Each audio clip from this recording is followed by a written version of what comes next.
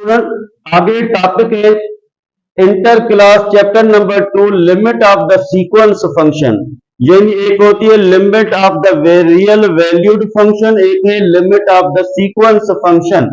तो फर्ज कीजिए ए इन और ए इन इस तरीके से bracket. What is n sir? N is any natural number और इसको हम लिखेंगे a n from natural set to real set is a sequential function और सीक्वेंस फंक्शन।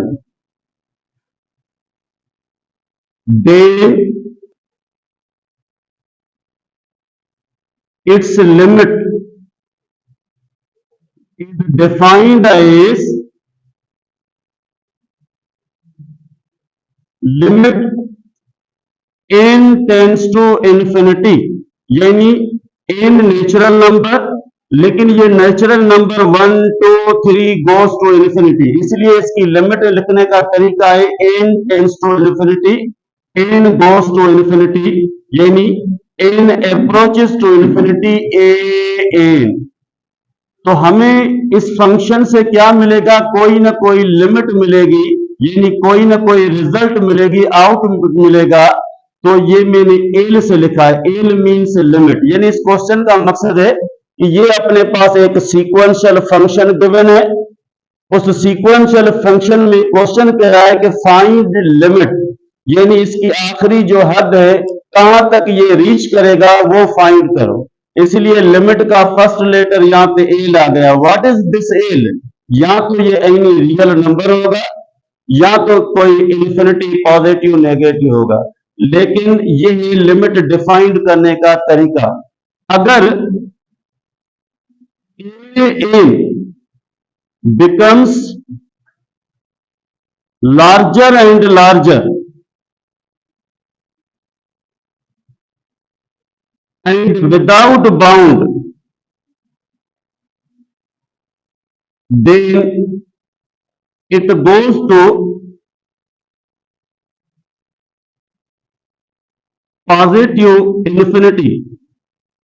इट मीन्स तो फिर लिमिट क्या होगी? Limit n tends to infinity a n becomes positive infinity. यानी ये जो एल है ना, वो ये एल अपने पास है infinity positive. It means it is divergent.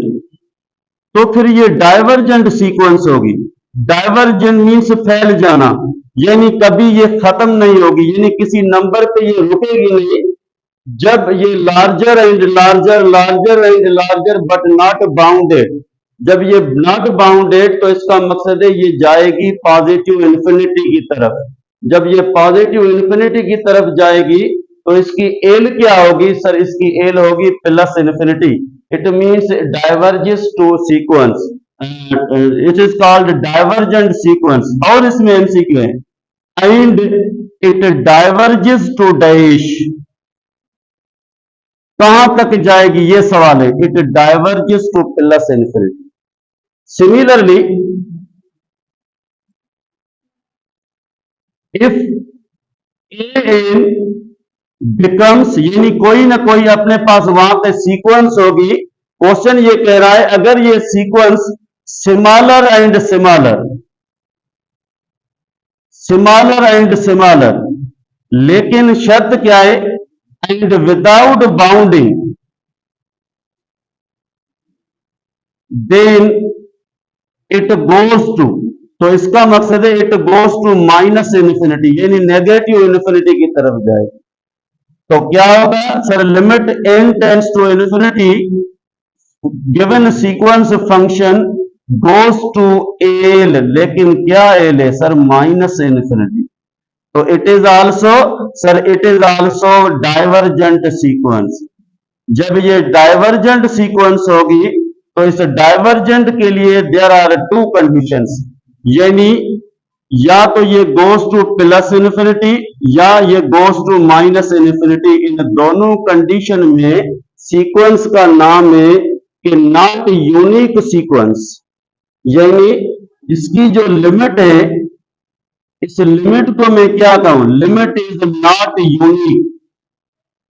यहां पे एक क्वेश्चन हो गया कि जब डाइवर्जेंट होगी तो लिमिट क्या होगी, यानी उसका आंसर आउटपुट क्या होगा। सर यहाँ प्लस इन्फिनिटी होगा या माइनस इन्फिनिटी होगा। जब प्लस इन्फिनिटी या माइनस इन्फिनिटी होगा तो क्या उसकी लिमिट एक यूनिक नंबर है, नहीं यूनिक नंबर नहीं है एक, क्योंकि infinity is not a number, it means its limit in both condition called dash, sir not unique, not unique. Similarly अगर अपने पास वही same a n a becomes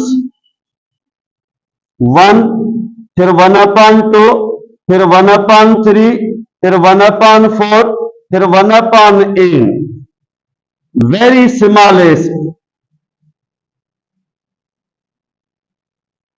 and bounded. ये याद रखना, यहां पे मैंने लिखा है smaller and smaller but not bound. यहां पे मैंने लिखा है 1 से 1/2 smaller and smaller and smaller and smaller, very smallest but bounded. But bounded it means जो लिमिट है अपने पास n tends to infinity 1 sorry 8n is equal to 1/n। जब इस लिमिट को यहां पे रखा जाएगा वैल्यू को तो ये 1/infinity इज 0। जब ये 0 बनेगी तो इसका मकसद ये है कि ये रियल नंबर है। जब ये रियल नंबर है तो it means sequence is dash, sir sequence is convergent, तो फिर ये सीक्वेंस कन्वर्जेंट है।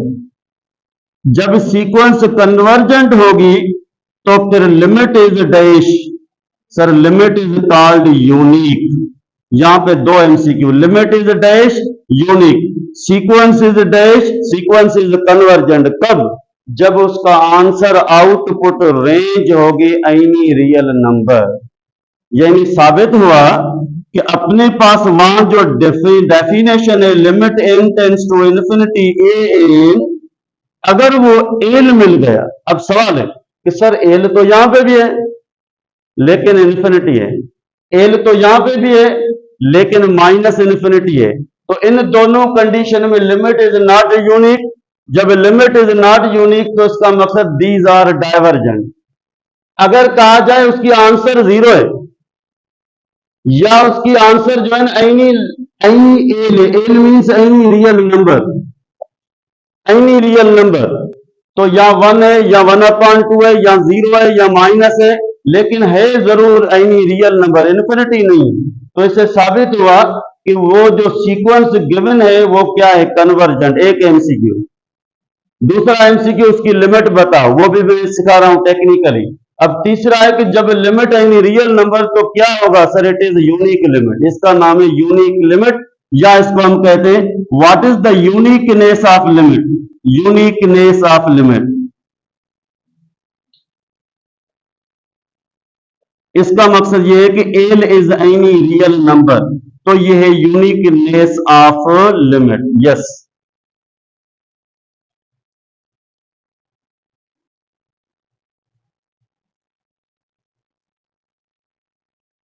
अब इस पे मैं सवाल करूं कि ये पूरे का पूरा क्लियर हो जाए कि कब होगा ये नॉट यूनिक, कब होगा ये यूनिक, कब होगा ये डाइवर्जेंट, कब होगा ये नॉट डाइवर्जेंट। तो इसके लिए स्टूडेंट हमारे पास कोई एग्जाम्पल है। फर्ज कीजिए limit n tends to infinity और मैंने यहां पे लिखा n² प्लस n प्लस 1। तो इसको चेक करने के लिए अपने पास क्या है, या तो इन्फिनिटी अपॉन इन्फिनिटी फॉर्म, या होगा ये इन्फिनिटी माइनस इन्फिनिटी फॉर्म, ये सीक्वेंस लिमिट के बारे में। तो इन दोनों कंडीशन में इसका नाम है नॉट डिफाइंड, नॉट डिफाइंड, या इसको हम कहते हैं इनडिटर्मिनेंट, इनडिटर्मिनेंट। यानी जब इन्फिनिटी अपॉन इन्फिनिटी, तो कोई स्टूडेंट कहेगा अच्छा इन्फिनिटी इन्फिनिटी में कैंसिल 1 नहीं, गलत है। Infinity upon infinity means zero, ये भी गलत है। इसका मकसद ये कि अभी तक इसको कभी किसी मैथमेटिशियन ने डिफाइंड नहीं किया है। इस तरीके से अगर कहा जाए इन्फिनिटी माइनस इन्फिनिटी फॉर्म, तो इसका मकसद ये भी नॉट डिफाइंड है, या इसको हम कहते हैं अनडिफाइंड, ये भी सही है, अनडिफाइंड। अच्छा, इसमें एक और भी है, इन्फिनिटी पावर इन्फिनिटी आ जाए, ये भी अनडिफाइंड में शामिल है। अभी हम जीरो अपॉन जीरो वगैरह नहीं पढ़ रहे, क्योंकि हम पढ़ रहे हैं लिमिट अबाउट सीक्वेंस फंक्शन। तो इसके अपॉन में मैंने कुछ नहीं लिखा है, तो आप डायरेक्टली अप्लाइंग लिमिट करोगे। डायरेक्टली अप्लाइंग लिमिट कब होगी? A for applying, L for limit, जब ये इन्फिनिटी अपॉन इन्फिनिटी नहीं बन रहा है, लेकिन इसके अपान में कुछ भी नहीं है, वन है, इसलिए ये इन्फिनिटी अपॉन इन्फिनिटी नहीं बन रहा है। तो डायरेक्टली अप्लाइंग लिमिट, तो ये infinity square plus infinity plus one, तो आंसर आएगा infinity plus infinity, infinity plus one, infinity. क्या अब सवाल है, क्या ये जो आंसर आया वो क्या है? सर ये एल है, एल फॉर लिमिट है। क्या ये बाउंडेड है, अनबाउंडेड है? सर ये अनबाउंडेड है। क्या ये यूनिक है, नॉट यूनिक है? सर नॉट यूनिक है। साबित हुआ ये एक रियल नंबर नहीं है। तो गिवन सीक्वेंस इज डैश, सवाल होगा लिमिट इज डैश, तो डायरेक्ट आपने लिमिट पुट की, आंसर आ गया इन्फिनिटी, तो ये लिमिट है। अब सवाल है कि ये लिमिट क्या है, यूनिक नॉट यूनिक? तो आप कहोगे नॉट यूनिक। अब सवाल है कि गिवन सीक्वेंस इज डैश, तो गिवन सीक्वेंस इज डाइवर्जेंट, इसका नाम है डाइवर्जेंट। ठीक, सवाल है एमसीक्यू, एक और example, limit n tends to infinity. Numerator में मैंने लिखा n power 3 plus 6n plus 5, और अपान में मैंने लिखा 5n cubed minus 2n square plus 8। ये मैंने आपको क्वेश्चन दिया, जब स्टूडेंट देखेगा इसको डायरेक्टली तो वो कहेगा अच्छा ये इन्फिनिटी अपॉन इन्फिनिटी फॉर्म में मौजूद है। सबसे पहले क्लियर करना है ये जो गिवन सीक्वेंस फंक्शन है वो किस फॉर्म में मौजूद है। तो ये इन्फिनिटी, यस, डायरेक्ट आपने यहाँ पे इन्फिनिटी इन्फिनिटी, ये पूरे का पूरा एक समंदर आ गया, यानी इन्फिनिटी बन गया। और अपान में ये इन्फिनिटी इन्फिनिटी इन्फिनिटी, ये भी इन्फिनिटी है। तो सर ये अनडिफाइंड फॉर्म में कौन सा? इन्फिनिटी अपान इन्फिनिटी फॉर्म है। अब सवाल है कि फाइंड लिमिट, सवाल ये है। तो जो आपको देखना है, पहले तो एक टेक्निक सीखनी है कि न्यूमरेटर और डिनोमिनेटर में सबसे बड़ा पावर जो है वो सेम है या चेंज है। यहाँ पे एन क्यूब पावर क्यूब, यहाँ पे एन पावर क्यूब, तो इसका कोफिशिएंट 1 है और इसका कोफिशिएंट 5 है। ये पूरे का पूरा इसका आंसर आ जाएगा, बस ये है इसकी एल फॉर लिमिट। ये एक टेक्निकल तरीका है, सीखना चाहिए कि सबसे पहले स्टूडेंट को न्यूमरेटर में देखना है सबसे बड़ा पावर, छोटा नहीं सबसे बड़ा, और डिनोमिनेटर में भी सबसे बड़ा पावर। उन पावर्स में अगर बड़ा पावर 3 3 है, 2 2 है, 4 4 है, तो उनका कोएफिशिएंट जो है ना वो उसका आंसर आ जाएगा, वो उसकी लिमिट है। अब सवाल है क्या ये रियल नंबर है, नॉट रियल नंबर? सर ये रियल नंबर है। क्या ये लिमिट यूनिक है, नॉट यूनिक है? तो सर ये यूनिक लिमिट है। दूसरा सवाल है कि अगर यूनिक लिमिट आ जाए तो sequence is dash, sir sequence is convergent. यहां पे एमसीक्यू मिल गया कि अगर एक ये क्वेश्चन पेपर में आ गया find its limit is dash, तो ऑप्शन में ये होगा। और मैंने तरीका आपको सिखाया, फिर एक्सप्लेनेशन भी सिखा रहा हूं। अगर इसका आंसर यानी रियल नंबर है तो यूनिक लिमिट होगी। अब तीसरा एमसीक्यू है कि अगर यूनिक लिमिट होगी तो इस सीक्वेंस का नाम क्या है? इसका नाम है कन्वर्जेंट, यानी ये कन्वर्ज हो रही है। कहां पे जाकर रुक जाएगी? सर 1/5 पे, यानी ये कन्वर्ज हो रही है। अच्छा, एक सवाल कि किसी स्टूडेंट को ये समझ में नहीं आ रहा है तो दूसरा तरीका इसका ये कि सबसे जो बड़ा पावर है न्यूमरेटर में उसको टेकिंग कॉमन, जब वो इसको टेकिंग कॉमन करेगा तो n cube divide n cube, यहाँ पे 1 आ जाएगा, plus 6n divide n cube, तो यहाँ पे 6 अपॉन एन स्क्वायर आ जाएगा। ये 5 डिवाइड कॉमन एन क्यूब, तो ये 5 अपॉन एन क्यूब बन जाएगा। फिर इसके अपॉन में उसको देखना है कि सबसे बड़ा पावर जो है वो कॉमन निकालना है। तो 5 एन क्यूब में कैंसिल, ये 5 माइनस से ये 2 भी सेम, एन स्क्वायर को कॉमन से डिवाइड करेगा तो बाकी एन 1 अपान में बचेगा। 8 के साथ एन नहीं है इसलिए 8 डिवाइड बाय एन क्यूब। जो कॉमन लिया वो सबसे बड़ा पावर है, वो कैंसिल हो जाएगा। जब कैंसिल हो जाएगा तो स्टूडेंट क्या करेगा, यहाँ पे लिमिट पुट करेगा 1 प्लस 6 अपान इन्फिनिटी, यहाँ पे प्लस 5 अपान एन, ये इन्फिनिटी, 5 प्लस माइनस 2 अपान ये भी इन्फिनिटी, 8 अपान इन्फिनिटी। तो यहाँ पे 1 और अपान में 5, क्योंकि जब किसी नंबर के अपान में इन्फिनिटी होगा तो ये 0 बन जाएगा, ये भी 0 बन जाएगा, और ये भी 0 बन जाएगा, और ये भी 0 बन जाएगा। तो 1 अपान 5 it is unique limit and is called conversion. Similarly मैंने एक क्वेश्चन दिया इस तरीके से कि एक टी एन है, लिमिट का नाम है बी एन टी एन वगैरह वगैरह, ये मैंने दिया 3n प्लस 5 और अपान में मैंने दिया 6n plus 8, then its limit is dash. ये सवाल होगा, लिमिट लिखा हुआ नहीं है फिर भी लिमिट इज डैश।